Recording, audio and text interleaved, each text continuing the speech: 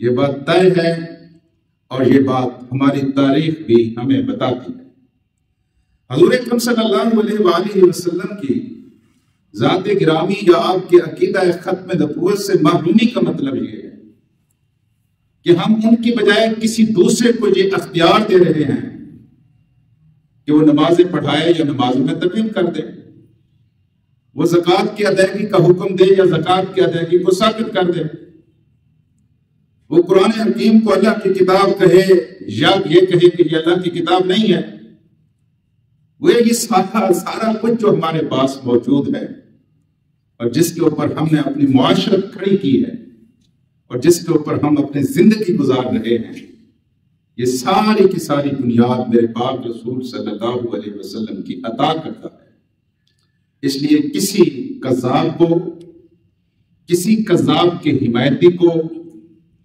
کسی کذاب کے پشت پناہ کو، کسی کذاب کے پشتیبان کو، کسی کذاب کے حامی اور ناصر کو ہم اس بات کی اجازت نہیں دے سکتے کہ وہ قانون اور آئین کی موشگافیوں کی آڑ میں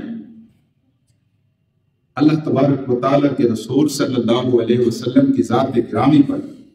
اور عقیدہ ختم نبوت پر حملہ آور۔ طاقت کے 3 ستون ہیں۔ طاقت کا ایک بڑا ستون ہے، ادھر تھانہ ہے، کسی تھانے کا تھانے دار ہو، ضلع ہیڈ کوارٹر پر طاقت کا ستون ایس پی ہے، کسی ضلع کا ایس پی ہو، ریجن کی بنیاد پر طاقت کا ستون ڈی آئی جی ہے، کوئی ڈی آئی جی ہو، صوبے کی سطح پر طاقت کا ستون آئی جی ہے، آئی جی ہو۔ دوسرا طاقت چلتی ہے ہماری بلدیات اور مقامی قیادتوں کے حوالے سے، کوئی شہر کا میئر ہو، کوئی صوبے کا گورنر ہو، کوئی ملک کا وزیر اعظم ہو۔ تیسری طاقت چلتی ہے عدلیہ کے ذریعے سے، کوئی پہلے درجے کا مجسٹریٹ ہو یا تیسرے درجے کا مجسٹریٹ ہو، کوئی سول جج ہو، کوئی سیشن جج ہو، کوئی ہائی کورٹ کا جج ہو، کوئی ہائی کورٹ کا سربراہ ہو، چیف جسٹس ہو، کوئی سپریم کورٹ کا جج ہو، کوئی سپریم کورٹ کا چیف جسٹس ہو، ایوان بالا کا کوئی رکن ہو، ایوان بالا کا کوئی چیئرمین ہو، ایوان زیری کا کوئی رکن ہو، ایوان زیری کا کوئی چیئرمین ہو، یہ سارے کے سارے بھی اکٹھے ہو جائیں، طاقت کے یہ تینوں ستون بھی اکٹھے ہو جائیں اور اپنی طاقتوں سے ہمیں مروب کرنے کی کوشش کریں کہ ہم عقیدہ ختم نبوت پر اپنی زبانوں کو سین لے نہیں ہو سکتے، اس کو ہم برداشت نہیں کر سکتے، یہ ہمارے لیے ناقابل قبول ہے، ہر سطح پر ناقابل قبول ہے، اور یہ اگر جرم ہے تو اس جرم کا ارتکاب کرنے کے لیے جہاں لاکھوں کروڑ لوگ موجود ہیں اور کسی دھمکی سے، کسی روب سے، کسی ڈراوے سے یہ ڈرنے والے نہیں۔ میرے عزیز دوستو، حضور اکرم صلی اللہ علیہ وآلہ وسلم کی نبوت کے دور میں آپ کی زندگی کے اندر اس فتنے نے سر اٹھا لیا تھا، آپ بھی موجود تھے۔ جتنی عزت، جتنا پروٹوکول، جتنا احترام، جتنے معاشرے کے اندر قدر و قیمت، جتنا ماحول کے اندر اثر و نفوذ، جتنی محبتیں، جتنی چاہتیں اللہ کے رسول صلی اللہ علیہ وسلم کے ارد گرد لوگوں نے دیکھی، تو چلاک اور شاطر لوگوں نے بھی یہی چاہا کہ یہ عزت ہمارے پاس آئے، اور پھر انہوں نے اس عزت کو حاصل کرنے کا مصنوعی ڈھونگ یہی رچایا کہ ہم بھی اللہ کے رسول ہیں۔ مسیلمہ کذاب رسول کریم صلی اللہ علیہ وسلم کی زندگی میں رسول بن کر کھڑا ہوا، کثیر تعداد میں اس کے حمایتی پیدا ہوئے۔ اس کی جرأت کا آپ اندازہ لگائیے کہ اس نے اپنے 2 ایلچی بھیجے اللہ تعالیٰ کے رسول کی خدمت میں، اور انہوں نے آ کر حضور کریم صلی اللہ علیہ وسلم سے مکالمہ کیا۔ حضور اکرم صلی اللہ علیہ وسلم نے دوران گفتگو ابن نواحہ ایک نام ہے اس وفد کا جو وفد سفیر بن کر اللہ کے رسول کی خدمت میں آیا تھا، آپ نے اس کو مخاطب کر کے کہا، تشہد انی رسول اللہ، کیا تو گواہی دیتا ہے کہ میں اللہ کے رسول ہوں؟ کیونکہ وہ خود بھی اپنے آپ کو مسلمان کہتا تھا. آپ نے فرمایا کہ اتنی بڑی ایک کذاب کا سفیر بن کر آیا ہے، اتنی بڑی تو نے جرأت اور جسارت کی ہے، کیا اب بھی تو گواہی دیتا ہے؟ تشہد انی رسول اللہ، کہ میں اللہ کا رسول ہوں. فقال لرسول، اس نے جواب میں اللہ کے رسول سے کہا تشہد ان مسلمۃ رسول اللہ، کیا آپ گواہی دیتے ہیں کہ مسلمہ جو ہیں یہ اللہ کے رسول ہیں؟ اللہ کے رسول کے سامنے اس نے گستاخی کی. حضور اکرم صلی اللہ علیہ وسلم نے فرمایا لولا انک لرسول لقتلتک، اگر تو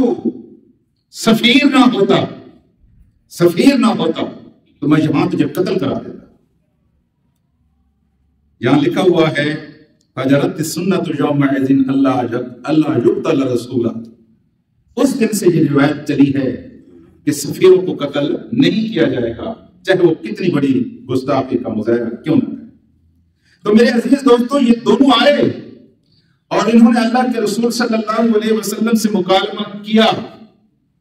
اور حضور کریم صلی اللہ علیہ وسلم نے ان کے قتل کا یوں سمجھے کہ فتویٰ بھی صادر فرما دیا. اللہ کے رسول جب اس دنیا سے تشریف لے گئے، صدیق اکبر کے دور میں اس فتنے نے اور سر اٹھایا اور معروف جنگ ہوئی جس کو جنگ یمامہ کہتے ہیں. اس جنگ کا ایک منظر حضرت انس بن مالک بیان کرتے ہیں. یہ چھوٹے تھے، یہ ثابت بن قیس کے پاس گئے جبکہ جنگ ہو رہی تھی، اور انہوں نے دیکھا کہ ثابت بن قیس اپنی ٹانگوں کے اوپر خوشبو لگا رہے ہیں، اپنے ٹانگوں کے اوپر، اپنے جسم کے اوپر خوشبو لگا رہے ہیں. تو انس نے کہا، میں نے ان سے عرض کیا یا اے چچا، ما یابسک اللہ تجیہ، آپ کو کس چیز نے روکا ہے کہ ابھی آپ اس جنگ میں شریک نہیں ہوئے جو مسیلمہ کذاب کے خلاف لڑی جا رہی ہے؟ آپ اس جنگ میں کیوں نہیں گئے ابھی تک؟ قال الان یا ابن اخی، یا ابن اخی، فرمانے لگے ابھی جاتا ہوں اے میرے بھائی کے بیٹے، اے میرے بھتیجے، میں اس کے لیے تیاری کر رہا ہوں. خوشبو اس لیے نہیں لگائی کہ میں شادی میں جا رہا ہوں، خوشبو اس لیے نہیں لگائی کہ کل کو عید ہے، عید کی میں تیاری کر رہا ہوں، خوشبو اس لیے نہیں لگائی کسی میلے ٹھیلے میں جا رہا ہوں. خوشبو تو میں نے اس لیے لگائی ہے کہ میں وہاں جا رہا ہوں جہاں خوشبوئیں ہیں، میں جنت کی طرف جا رہا ہوں، اس لیے میں نے اپنے آپ کو تیار کیا ہے. اور پھر یہاں لکھا ہوا ہے فجلس فذکر فی الحدیث انکشاف من الناس، خوشبو لگا کر بن جڑ کر وہ آئے اور پھر لوگوں کے درمیان بیٹھے، اور پھر یہاں بیٹھ کر انہوں نے گفتگو فرمائی اور انہوں نے افسوس کا اظہار کیا. انکشاف من الناس وقال هكذا عن وجوهنا حتى نضارب القوم، کیا ہو گیا ہے مسلمانوں کو کہ اتنے بزدل ہو گئے ہیں